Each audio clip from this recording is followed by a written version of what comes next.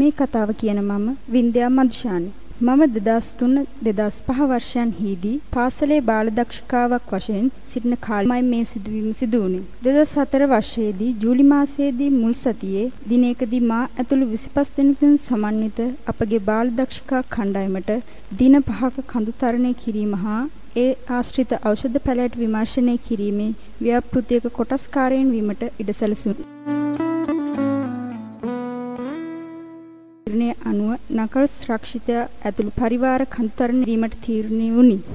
යොදාගත් දිනයට ගමන ආරම්භ වීම අප සියල්ල සූදානම්ව සිටියා. ගුරුබවතුන් දෙදෙනා පැමිණ සිටියේ නැත. ව්‍යාපෘතිය අතහැර දැමීමට පුළුවන්කමක්ද නැත. කෙසේ වුවත් අවසානයේ සියලු වගකීම් මාහට පැවරුණේ කණ්ඩායමේ ප්‍රධානියාද රෝගී තත්ත්වයෙන් පසු බැවිනි. විදුහල්පතිතුමාගේද කැමැත් පරිදි අප ගමන පිටත් වුණි. ගවේෂණය සඳහා පෙර දවසේ එම ස්ථානයට යාමට තිබුණත් කණ්ඩායම සමාජිකයන්ගේ විවිධ ප්‍රශ්න නිසා ගවේෂණය ආරම්භ වන දිනේදීම එම ස්ථානයට යාමට සිදු වුණි. ගමන් මහන්සිය දේශගුණ තත්ත්වය වෙනස් වීම නිසාදෝ බොහෝ දෙනෙකු අසනීප තත්ත්වයෙන් පසු වුණි.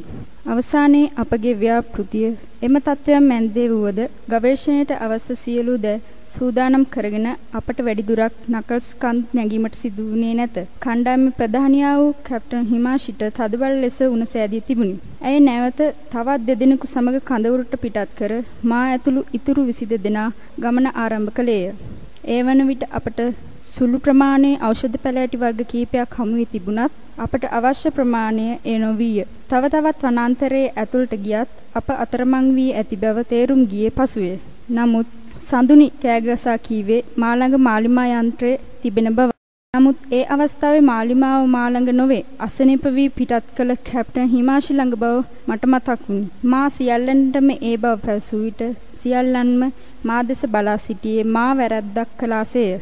අවසානයේ මාලිමාවන් නොතිබුණ නිසා පැලෑටි සියල්ල එක්රැස් කරගත් අපි වනාන්තරයේ එක්තැනකට වී දවල් ආහාරය ගත්තේ. කණ්ඩායමේ 4-5 දෙනෙක් ඇරුණු විට අනෙක් සියලු දෙනා තමන්ගේ වගකීම් නොව කණ්ඩායමේ නායකයා වන මට බැනවැදිමින් සිටියාය.